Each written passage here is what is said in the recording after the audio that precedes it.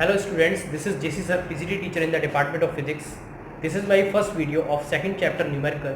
In this video, we solve numericals based on potential and capacitance.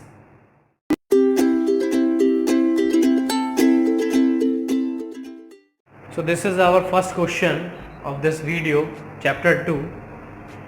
Potential और capacitance के ही numericals करेंगे हम इस चैप्टर में। इसमें दे रखा है हमें दो कोऑर्डिनेट्स दे रखे हैं और दोनों कोऑर्डिनेट्स पर एक पर माइनस क्यू चार्ज रखा है, एक पर प्लस क्यू चार्ज रखा है। हमसे पूछा गया है कि आप इलेक्ट्रोस्टैटिक पोटेंशियल निकाल दीजिए, वी की वैल्यू निकालिए, कैपिटल वी की, एक इस वाले कोऑर्डिनेट पर और इस वाले कोऑर्डिनेट पर। तो सबसे पहले मैं एक्सिस ड्रॉ कर लेता हूँ। मैंने एक्सिस ड्रॉ कर ली 3 डायमेंशन जैसा कि हमारे पास होता है, लेकिन मैं इस पर z ले रहा हूँ, इस पर y ले रहा हूँ, इस पे x ले रहा हूँ, ले सकते हैं। और नीचे की तरफ माइनस z होगा,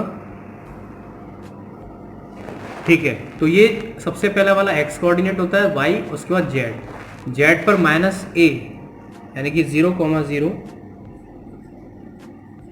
माइनस a पर क्या रखा है, माइनस q चार्ज ये दे रखा है, और 0,0 a पर हमें दे रखा है प्लस q चार्ज। और हमारे पास दूसरा कोऑर्डिनेट है 0,0 प्लस माइनस z, यानी कि ये z एक्सिस पे ही होगा। अब या तो ये इसके ऊपर हो सकता है z, या तो a से बड़ा हो सकता है या छोटा हो सकता है, तो 2 पॉइंट हो सकते हैं। अब माइनस भी कहा है उसने, तो या तो ये z यहाँ भी हो सकता है माइनस में, या ये यहाँ भी हो सकता है। तो मैं इन दोनों के लिए बता देता हूं और बाकी के लिए आप इन दोनों के लिए खुद से कर लीजिएगा। तो देखते हैं। इसके लिए सबसे पहले मैं बात करूं, हमारे पास फॉर्मूला जो होता है पोटेंशियल का वो होता है KQ/R। तो सबसे पहले मैं बात करूं कि V1 के लिए, V1 मीन्स जो प्लस Q चार्ज है, इसकी वजह से मैं इस Z की बात कर रहा हूं, इसकी वजह से इस Z पर जब मैं मान रहा हूं कि Z बड़ा है, केस फर्स्ट ले रहा हूं मैं कि जब Z बड़ा है A से, उस केस में जो V1 होगा या प्लस Q की वजह से चार्ज होगा वो होगा KQ, पॉजिटिव है R।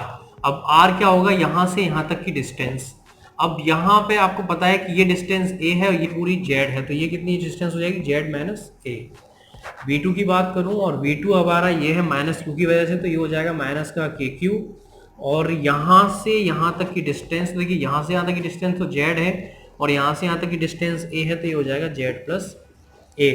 अब बात करें नेट की, तो ये हो जाएगा V1 प्लस V2, तो क्या आ जाएगा KQ/Z माइनस A प्लस या प्लस माइनस हो जाएगा KQ/Z प्लस A। ये माइनस है इसलिए माइनस हो गया।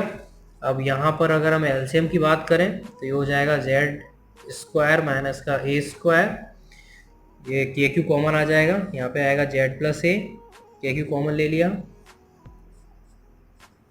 माइनस, और यहाँ पे आ जाएगा Z माइनस A। इसको आगे सॉल्व करते हैं तो ये KQ, देखिए माइनस माइनस प्लस हो जाएगा, माइनस Z, ये कट जाएगा, ऊपर क्या आएगा 2A Z² माइनस का A², इसको मैं यहाँ लिख दे रहा हूँ। तो यहाँ से नेट पोटेंशियल हमारे पास आ जाएगा K, तो देखिए Q इंटू 2A क्या होता है, dipole moment P upon Z² minus का A², ठीक है। इसी तरीके से मैं बात करूं कि Z लेस देन A के लिए क्या होगा, तो Z लेस देन A के लिए कर लेते हैं। मैं इसी में कर देता हूं।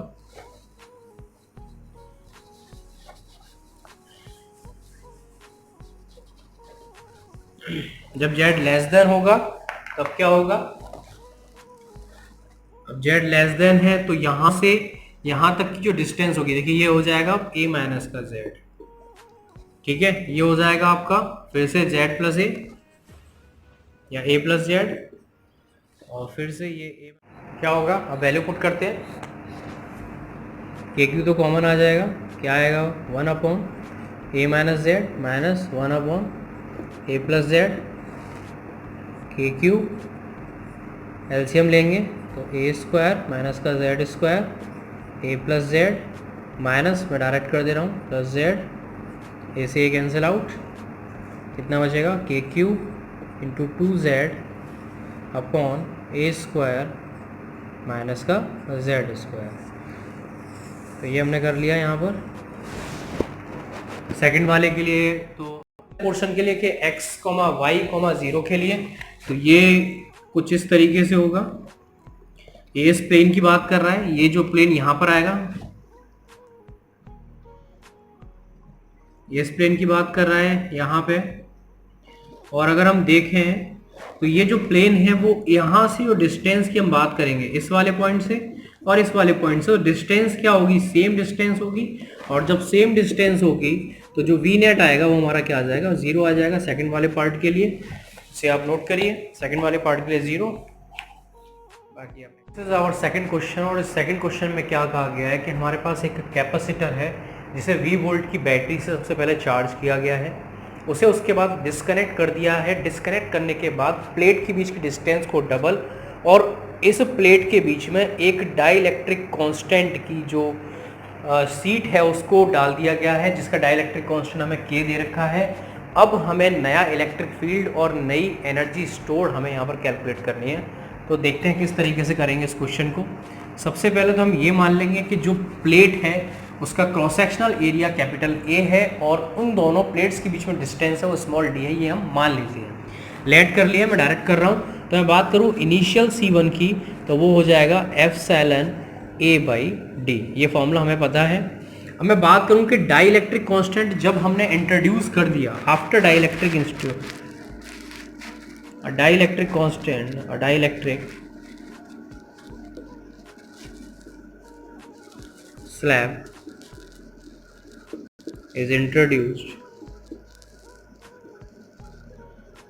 now डाइलेक्ट्रिक, तो अब C2 क्या हो जाएगा, K टाइम्स हो जाता है डाइलेक्ट्रिक कांस्टेंट टाइम्स हो जाता है एप्सिलॉन A, और अब डिस्टेंस हो गई है 2, डबल हो गई है, डिस्टेंस C2 आ गया हमारे पास ये। ठीक है, अब एक चीज और हमें यहाँ पे पता होनी चाहिए कि ठीक है V वोल्ट से हमने उसको चार्ज किया था, तो जो चार्ज आएगा वो चार्ज कभी भी चेंज नहीं होता है, since the total charge remains same, since total charge remains same, ये कभी चेंज नहीं होगा, क्योंकि उसने सबसे पहले बैटरी को V वोल्ट से चार्ज किया, उसको डिस्कनेक्ट कर दिया है, चार्ज पर कोई भी असर नहीं है। और Q इक्वल टू होता है CV, that means Q1 is equal to Q2, तो C1 V1 is equal to C2 V2, C1 की वैल्यू C, V1 की वैल्यू V मान ली। C2 अभी हमने निकाला है K epsilon A/2d, K epsilon A/2d V2, और देखिए एप्सिलॉन A/d वैल्यू किसकी है, C की है, तो CV is equal to K/2 C V2, C से C कैंसिल आउट, और यहां से V2 की वैल्यू हमारे पास आ गई 2V/K, V2 हमारे पास यहां से आ गया। अब हम इलेक्ट्रिक फील्ड की वैल्यू कैलकुलेट कर सकते हैं, और इलेक्ट्रिक फील्ड का फॉर्मूला हमारे पास होता है V/d। अगर मैं पहले की बात करूं कि इनिशियली इलेक्ट्रिक फील्ड क्या था, तो इनिशियली की बात मैं करूं E1 की, तो E1 is equal to V1/d1, that means V/d। मैं बात करूं E2 के लिए, तो E2 की बात करेंगे तो क्या होगा, V2/d2, V2 कितना है हमारे पास 2V/K, और D क्या कर दिया है हमने डबल 2D, तो ये कट गया, और V/d है क्या हमारा E इनिशियल, E1/K, यानी 1/K टाइम्स हो जाएगा आपका ये। अब बात करें एनर्जी की, इनिशियल एनर्जी निकाल लेते हैं। हमारे पास फॉर्मूला है एनर्जी का, हाफ C V स्क्वायर। हम U1 की बात करें इनिशियल एनर्जी की, तो क्या होगा, half C1 V1 square, that means half CV square. बात करें न्यू की, बाद वाले की, आफ्टर की, तो C2 V2 square, half C2 की वैल्यू अभी हमने निकाली थी, कितनी थी C2 की वैल्यू, K एप्सिलॉन A/2d, और V2 की वैल्यू अभी हमने निकाली 2V/K। ठीक है, यहां से अच्छा V स्क्वायर होगा, स्क्वायर कर दिया, ठीक है, 1/2 K epsilon A/2d into 4V square square, एक के से एक कैंसिल आउट, 2 2 जा 4, ये कैंसिल आउट, ये आ गया हमारे पास epsilon A by D into V square divide by K. इसको मैं इस तरीके से भी लिख सकता हूँ u2, देखिए ये वैल्यू किसकी है, c की है, नीचे मैं 1/2 का मल्टीप्लाई कर रहा हूँ, ऊपर भी करूँगा, एप्सिलॉन ए बाई डी है किसकी वैल्यू है, c की, और वी स्क्वायर इंटू 2 बाई के, मैंने 2 का नीचे मल्टीप्लाई 2 का ऊपर, और देखिए ये वैल्यू किसकी, 1/2 सी वी स्क्वायर इनिशियल की है, डेट मीन्स ये हो जाएगा 2u1 बाई के। तो हमारे पास नया एनर्जी भी आ गई, हमारे पास इलेक्ट्रिक फील्ड भी आ गया, आप इसे नोट कर सकते हैं। थर्ड क्वेश्चन, और क्वेश्चन सेज, इसमें हमारे पास 3 कॉन्सेंट्रिक सेल्स दे रखे हैं। कॉन्सेंट्रिक का मतलब तीनों सेल का सेंटर एक ही होगा, जिनका रेडियस स्मॉल ए स्मॉल बी स्मॉल सी दे रखा है सेंटर से, और surface charge density means charge by area हमें दे रखा है। पहले वाले सेल का दे रखा है प्लस सिग्मा, उसके बाद माइनस सिग्मा, और थर्ड वाले सेल का दे रखा है प्लस सिग्मा। और हमसे यहाँ पर एक चीज़ और कहा गया है कि जो ये सबसे अंदर जो सेल है और सबसे जो बाहर सेल है, इनका पोटेंशियल सेम है, और हमें क्या करना है, हमें एक रिलेशन निकालना है रेडियस के बीच में, ए बी सी के बीच में एक हमें रिलेशन निकालना है। तो सबसे पहले हम करेंगे कि प्रोसेस क्या होगा कि हम पोटेंशियल ए पर निकाल लें और पोटेंशियल सी पर निकाल लें, और अकॉर्डिंग टू द क्वेश्चन जो पोटेंशियल ए है और पोटेंशियल सी को बराबर कर देंगे और रिलेशन हमारे पास आ जाएगा। तो यही काम हम करने जा रहे हैं यहाँ पे। मैं सबसे पहले बात करूँ कि पोटेंशियल एट ए, और फॉर्मूला हमारे पास KQ/R होता है। इससे पहले मैं सरफेस चार्ज डेंसिटी की बात करूँ, सरफेस चार्ज डेंसिटी होता है चार्ज बाई एरिया, और क्योंकि ये सेल है तो 4πr², और यहाँ से चार्ज की बात करूँ तो चार्ज इक्वल टू यहाँ से कितना निकलेगा, सिग्मा इंटू 4πr²। ठीक है, अब बात करते हैं पोटेंशियल एट ए।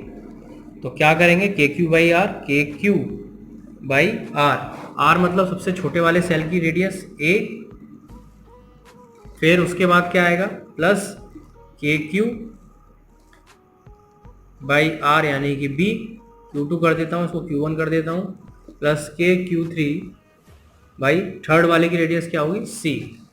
क्या करते हैं फॉर्मूला, देखिए Q इक्वल टू क्या है, सिग्मा 4πr², और R क्या है यहाँ पे, a² by a plus K कितना आएगा, माइनस सिग्मा इंटू 4πr कितना होगा यहाँ पे, b² upon b plus K plus sigma into 4π, अब रेडियस क्या होगी यहाँ पे, c² बाई c, a से a कैंसिल आउट, b से b, c से c, कितना आ जाएगा, यानी कि यहाँ पे कॉमन भी आ रहा है, 4π कॉमन आ जाएगा, सिग्मा कॉमन आ जाएगा, k कॉमन आ जाएगा, अंदर क्या बचेगा, a minus b plus c।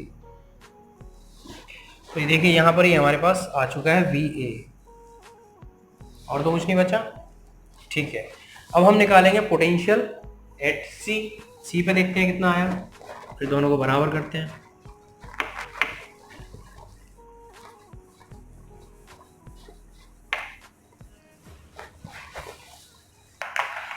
अब C पर निकालने के लिए एक बात का ध्यान रखना पड़ेगा कि C इस वाले केस में तो हमने जो रेडियस रखा, चलिए मैं करके देखता हूँ, KQ1/R। देखिए पहले वाला जो सेल है वो इस बड़े वाले सेल के अंदर ही है, और हम निकाल रहे हैं पोटेंशियल एट C। तो यहाँ पर जो रेडियस लेंगे वो सभी के लिए C ही लेंगे, बस इसी बात का ध्यान रखना है यहाँ पर, KQ2/C, KQ3/C, यहाँ पर C ही लेंगे बिकॉज ये दोनों सेल इस बड़े वाले सेल के अंदर हैं, डेट्स वाई। इससे पहले वाले में छोटा सेल था, सबसे अंदर था, इसलिए मैंने जो रेडियस थी वही ली थी, लेकिन इसमें बड़े सेल के अंदर ही दोनों सेल हैं, इसलिए रेडियस ये वाली ली जाएगी। K कॉमन आ जाएगा दोनों में, C भी कॉमन आ जाएगा, अंदर क्या बचेगा, चार्ज के लिए फिर से sigma 4πa² minus sigma 4πb² plus sigma 4πc²। अब VA और VC को बराबर कर देते हैं according to the question, according to question VA is equal to VC। तो VA और VC को बराबर कर देते हैं। VA तो मेरे पास लिखा ही हुआ है, तो मैं इसका बेनिफिट ले लेता हूँ, बस VC की वैल्यू को यहाँ रख देता हूँ, K/C। सिग्मा भी देखिए हमारे पास यहाँ कॉमन है, 4π भी कॉमन है, इसको भी मैंने बाहर निकाल लिया खुद से, सिग्मा और 4 पाई को बचेगा के अंदर ए स्क्वायर माइनस का बी स्क्वायर प्लस सी स्क्वायर। देखिए यहाँ पर के कट रहा है, 4 कट रहा है, पाई कट रहा है, सिग्मा कट रहा है, के 4 पाई सिग्मा ये सब कट गया। यहाँ क्या बचा ए माइनस बी प्लस सी, और इस सी का डिवाइड कर दे रहा हूँ मैं दोनों में, ए स्क्वायर माइनस का B square by C plus C बचेगा। अब देखिए यहाँ पे सी से सी भी कट गया, इसको मैं यहाँ पे कर रहा हूँ। अब देखिए क्वेश्चन हो गया हमारा यहाँ पे कंप्लीट लगभग। यहाँ बचा हमारे पास LHS में a माइनस बी, यहाँ बचा ए स्क्वायर माइनस का बी स्क्वायर, तो मैं इसको लिख रहा हूँ a minus b a plus b upon सी। ए माइनस बी से ये कैंसिल आउट, तो यहाँ से आ गया a plus B is equal to C. तो ये हमारे पास रिलेशन आ गया, इसे नोट कर लीजिए। तो बहुत ही आसान तरीके से हमने क्या किया, पोटेंशियल को बराबर कर दिया और रिलेशन हमारे सामने आ गया। 3 बार आया CBSE। ये क्वेश्चन हुआ थोड़ा सा अच्छा क्वेश्चन है, 3 बार पूछा गया 13, 16, 19 में। और इस क्वेश्चन में कहा गया कि हमारे पास 2 स्फीयर हैं, एक की रेडियस स्मॉल r है, दूसरे की रेडियस 2r है। दोनों के बीच में डिस्टेंस जो दे रखा है वो 6r दे रखा है, और दोनों पे चार्ज क्यों है, लेकिन पोटेंशियल अलग अलग है, v1 और v2। मैं बना लेता हूँ एक छोटा सा स्फीयर जिसकी रेडियस है r, और एक इससे जस्ट डबल है जिसकी रेडियस है 2r, और इन दोनों के बीच में जो डिस्टेंस है, इन दोनों के बीच में जो डिस्टेंस है वो है 6r। ठीक है, और एक पोटेंशियल v1 पर है और एक पोटेंशियल v2 पे है, दोनों पे चार्ज सेम है q। तो सबसे पहले तो रेशियो ही पूछा है, तो हमें पता है कि v फॉर्मूला क्या होता है, v1 की वैल्यू क्या आएगी के क्यू बाई चार्ज तो सेम है r, और v2 कितना आएगा के क्यू बाई 2r। पूछा क्या है v1 बाई v2, तो v1 बाई v2 कितना होगा के क्यू बाई r, v2 में क्या आएगा 2r बाई के क्यू। देखिए ये के क्यू से के क्यू कट गया, r से r कट गया, तो v1 इज इक्वल टू कितना आ गया हमारे पास 2v2। अच्छा v1 अपॉन v2 पूछा है ना, 2 आ गया, v1 अपॉन v2 कितना आ गया हमारे पास 2:1। तो पहला तो आंसर ये आ गया, और यहाँ से हमें ये भी पता चल गया कि v1 is greater than v2। अब क्योंकि v1 बड़ा है v2 से, पोटेंशियल a वाले का बड़ा है पहले वाले का दूसरे से, डेट मीन्स जो चार्ज है वो फ्लो करता है ज्यादा पोटेंशियल से कम पोटेंशियल की तरफ, और तब तक करता है जब तक कि दोनों का पोटेंशियल सेम ना हो जाए। क्योंकि सेकंड वाले पार्ट में हमसे कहा है कि दोनों को कनेक्ट कर दिया है एक वायर से। After connecting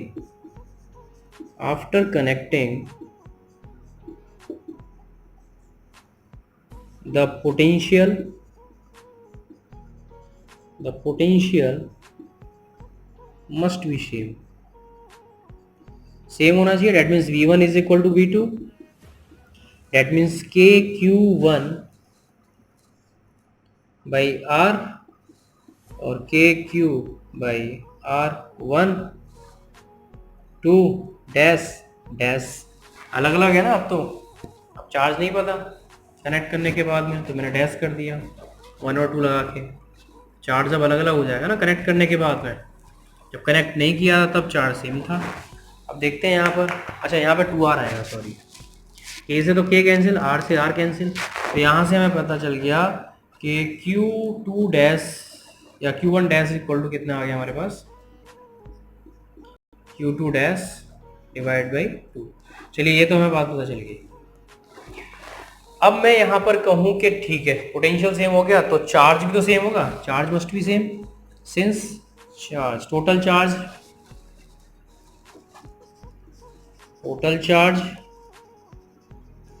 remain same.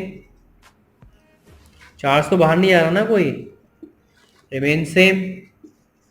तो जो पहले चार्ज था Q प्लस Q वो बाद में भी होना चाहिए, Q1 dash plus Q2 dash. तो ये कितना हो गया 2Q is equal to Q1 dash plus Q2 dash, sorry मैं Q1 डैश को ही कर देता हूँ। Q1 डैश इक्वल टू कितना है Q2 डैश बाई 2 और Q2 डैश। अब यहाँ से कितना गया ये, इसे सॉल्व कर लेते हैं।